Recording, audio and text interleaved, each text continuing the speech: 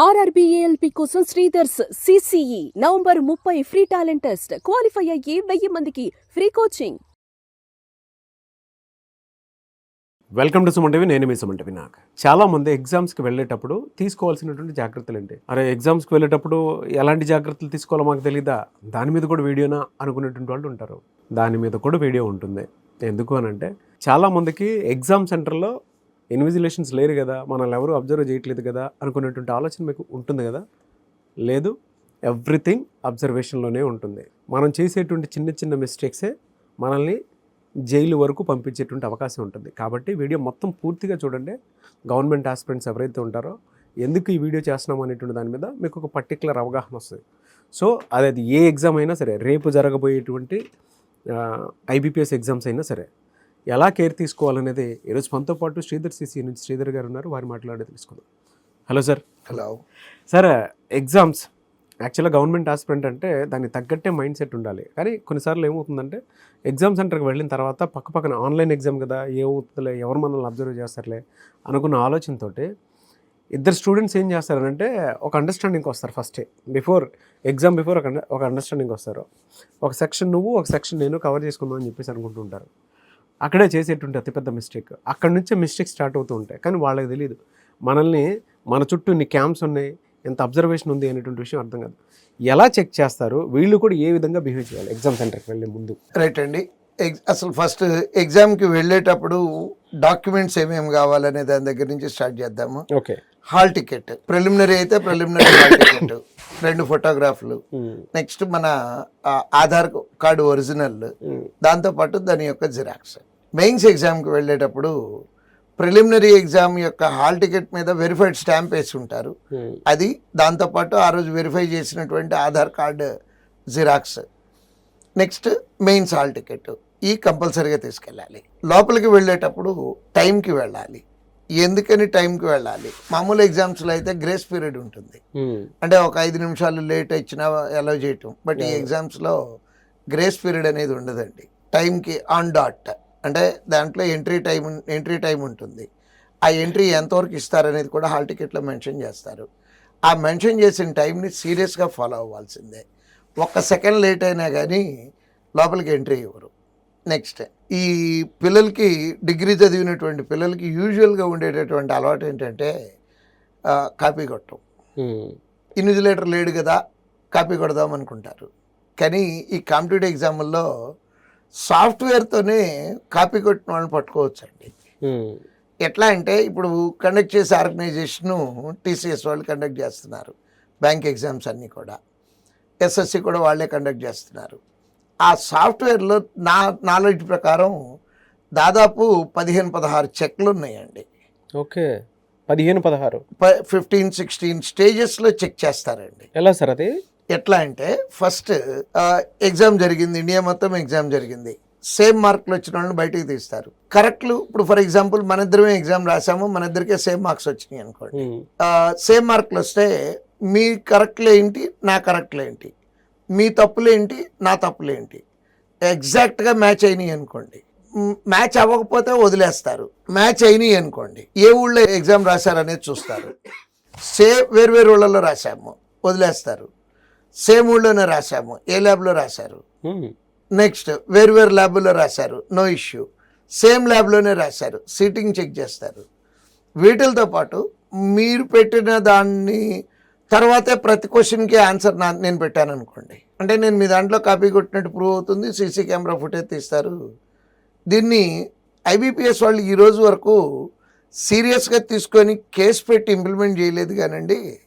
ఆ ఎగ్జామ్ వరకు బార్ చేస్తున్నారు ఇట్లా పట్టుకున్నటువంటి ఏమన్నా ఉంటాయి. ఓకే. బట్ నోటిఫికేషన్లో ఇచ్చిన రూల్ కనుక ఫాలో అయితే 7 years బార్ చేయడంతో పాటు ఎగ్జామినేషన్ నుంచి క్రిమినల్ ప్రొసీజర్ కూడా స్టార్ట్ చేయొచ్చండి, మాల్ ప్రాక్టీస్ కింద. మనం ఈ ఇంటర్వ్యూ జరుగుతానికి ఎగ్జాక్ట్గా 1/2 hour ముందు ఓ స్టూడెంట్ వచ్చాడు. IBPS నుంచి షోకాజ్ నోటీస్ వచ్చింది సార్ నాకు అనుకుంటా. షోకాజ్ నోటీస్ అంతా చదివితే క్లియర్గా ఇప్పుడు మనం మాట్లాడుకున్నాయి, అంటే ఏ క్లాస్ కింద అతన్ని బుక్ చేశారు అనేది ఆ షోకాజ్ నోటీస్లో క్లియర్గా మెన్షన్ చేశారండి. Mall practice. నేను అడిగాను కూర్చోబెట్టి, ఏం జరిగింది, నాకు అబద్ధం చెప్పకుండా నిజం చెప్పు అని చెప్పి అడిగితే, సార్ నేను కాపీ కొట్టలేదండి, నా పక్కనోడు నిమిషానికి నా దురదృష్టం కొద్దీ మేము చదువుకున్న ఏ బ్యాచ్లో అయితే చదువుకున్నానో నాకు దగ్గరలో కూర్చున్నటువంటి స్టూడెంటే నా పక్కన వచ్చాడు. మొదటి నుంచి నన్ను అది చెప్పు ఇది చెప్పు ఇది చెప్పు అది చెప్పు అంటే నేను ఇట్లా నన్ను అడగమాకు నేను చెప్పను అని చెప్పు అంటూ నేను ఒక్క బిట్ కూడా ఇంటెన్షనల్గా చూపించలేదు. బట్ అతను పక్కన కూర్చొని నా దాంట్లో కాపీ కొట్టి రాశాడండి. ఇద్దరికీ షోకాజ్ నోటీస్ వచ్చింది. దీనికి ఏ రకంగా ఆన్సర్ చేయాలి అనుకుంటూ ఈ ఇంటర్వ్యూకి జస్ట్ 10 నిమిషాల ముందు వచ్చి వెళ్ళాడండి. అంటే మనం కాపీ కొట్టం కాదు, మన దాంట్లో ఎవడు కాపీ కొట్టకుండా కూడా చూసుకోవాల్సిన బాధ్యత మనకుంది. అతను అదే అడిగాడు. నేను క్లాస్లో రెగ్యులర్గా ఎగ్జామ్కి పంపించేటప్పుడు చెప్పి పంపిస్తాను ఇలా చూసుకోవాలి అని. సార్ ఆడు తెలిసినోడు అయ్యాడు, మరి ఆడు నిమిషానికి మాట్లాడుతున్నాడు, నన్ను ఏం చేయమంటారంటే ఇన్విజిలేటర్ కంప్లైంట్ చేసి ఉండాల్సింది నువ్వు. ఆడి జీవితంతో పాటు మన జీవితం కూడా పోతుంది ఇక్కడ. నెక్స్ట్ అది ఎంత సిల్లీ థింగ్స్ పట్టుకోవచ్చు అంటేనండి, యూజువల్గా రఫ్ షీట్లు ఇస్తారు అందరికీ. రఫ్ షీట్లు మనం పట్టుకెళ్ళకూడదు, వాళ్ళే ఇస్తారు రఫ్ షీట్లు. అవును. ఇచ్చినప్పుడు రఫ్ షీట్ మీద రోల్ నెంబర్ వేయాలి.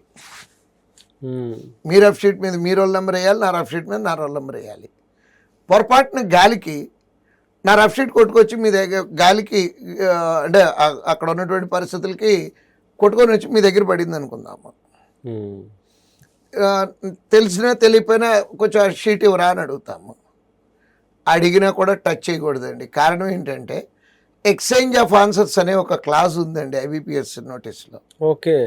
అంటే నా రఫ్ షీట్ మీద నేను చేసిన ఆన్సర్లు ఉంటాయి, అది మీ చేతిలో ఉంటే మన ఇద్దరిని బార్ చేసేయచ్చండి.